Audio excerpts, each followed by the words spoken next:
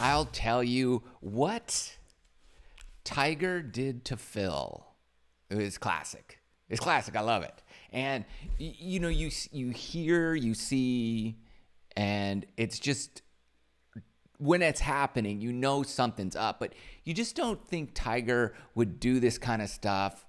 Like, why would he have to do this? Because he's the greatest player at the time. Maybe, arguably, another podcast, could he be the greatest ever? We'll see, right?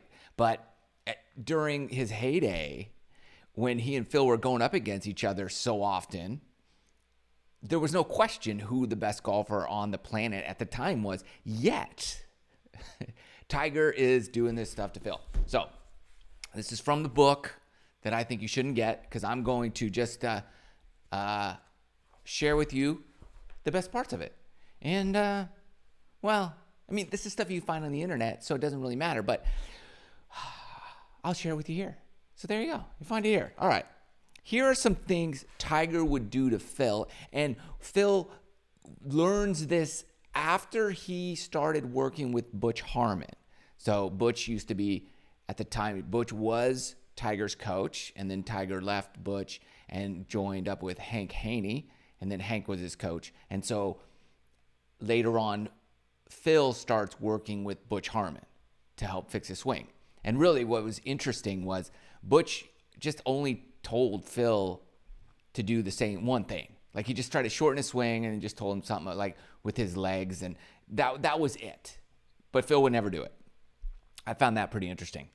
But here are the things that Tiger would do to Phil. And this is what reportedly Butch Harmon told Phil after he started working with him. He said, okay, Woods always tried to putt out first, so the crowds would be moving to the next tee while Mickelson was putting. So when the two guys were paired together, Tiger would putt, and then he would always try to putt out, so that, every time, if you ever have followed Tiger, when he putts out, everybody starts moving to the next hole. And they will stay and respect Tiger's putt, but as soon as he's done, they want to get to the next hole so they can watch him tee off. And that's kind of how it works with Tiger. Everybody's jockeying for position. So he knew this.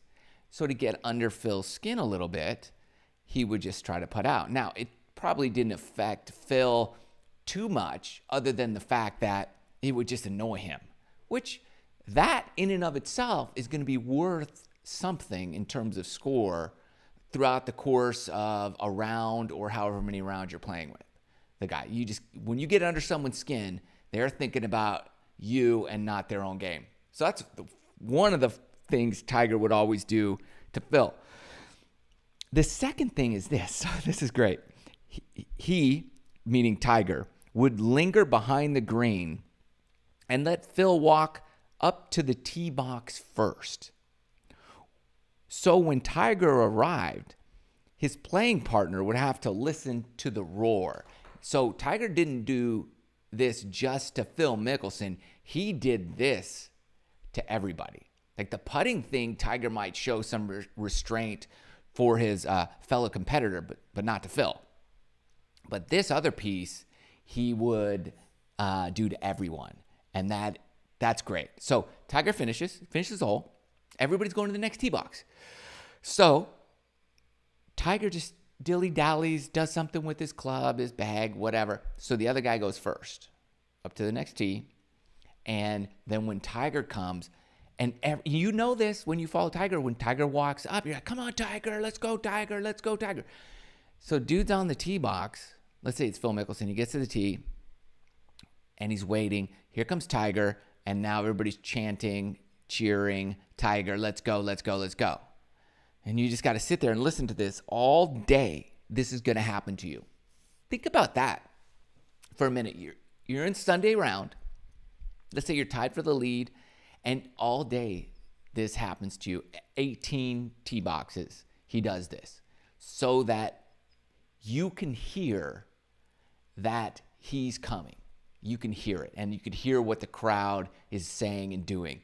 This is essentially taking that and making it a home match. think about this. Every time a football team or basketball team is getting their the odds makers, the bookies or whatever in Vegas are making the odds, they factor in, you got a home game?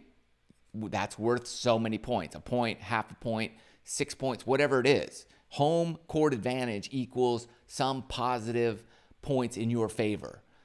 In golf, what is that?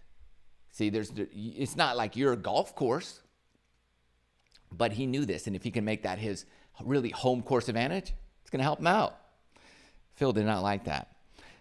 Next, on holes, when he was between 3-wood and driver, I love this, Woods chose less club so he could fart around in the fairway and make Mickelson watch him hit what would inevitably be a laser-like approach. So when he played Mickelson, he wanted to make sure he hit to the green first. Because think about it, Tiger's approach game was best in the world. It's still up there. So he hits 3-wood, making sure that Phil is farther than him. He gets to take his time. He gets to goof around, make sure he's icing him a little bit, and then he sticks it pretty close to the hole. And this guy has to watch that on every hole where where Tiger does this. And why wouldn't he do that? That's a great, great match play strategy. I know there are times, match play, I would sometimes pull out driver on a skinny hole. That was like risk reward.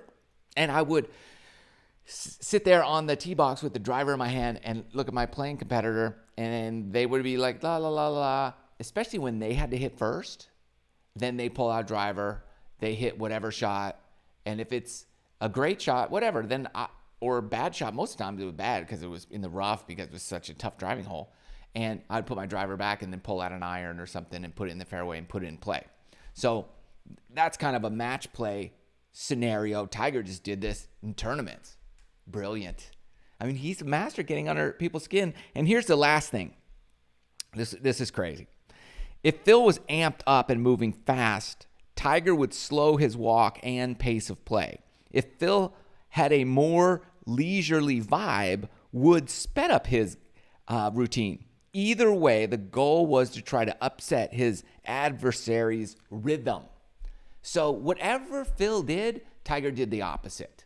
You're moving fast, I'm going to move slow. You move slow, I'm going to move fast. I'm going to interrupt your flow.